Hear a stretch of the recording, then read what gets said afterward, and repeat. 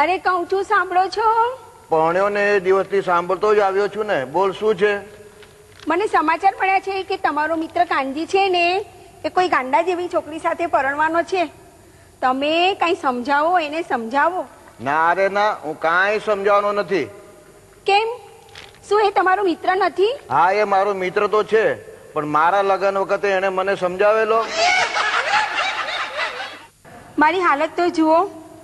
સાડી છે તો matching blouse નથી, લિપસ્ટિક છે તો પાવડર નથી, અને આંખોમાં આંજવા માટે ડબ્બી છે પણ કાજળ નથી.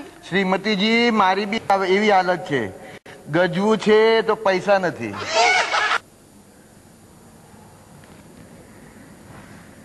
અરે કહું છું, સાંભળો છો? પરણ્યો ને દિવસથી સાંભળતો જ આવ્યો છું ને. બોલ, શું છે? મારે થોડાક રૂપિયા જોઈએ છે, ખરીદી કરવા જવું છે. ખરીદી? શાની ખરીદી? મારે 2-4 સાડીઓ ખરીદવી છે. કબાટ ભરીને સાડીઓ તો પડી છે.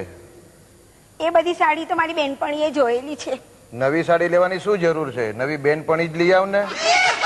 અરે કહું છું, સાંભળો છો? પરણ્યો ને દિવસથી સાંભળતો જ આવ્યો છું ને. બોલ, શું છે? જુઓ, હું થોડીક વાર માટે બહાર જાઉં છું. અડધા કલાક પછી દૂધ ગરમ કરી રાખજો, અને ધોબી પાસે કપડાં ગણીને લઈ લેજો, અને ચિંટુને હોમવર્ક કરાવજો, અને બહાર પેલા કપડાં સુકવવા નાખ્યા છે ને એ બી ગણીને લઈ લેજો. અને હા, ભીખું આવે ને એની પાસે ઘરનું બધું કામ કરાવી લેજો.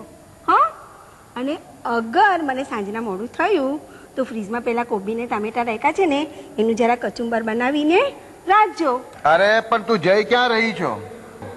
લગ્ન પછી પત્નીની ફરજો ઉપર ભાષણ આપવા.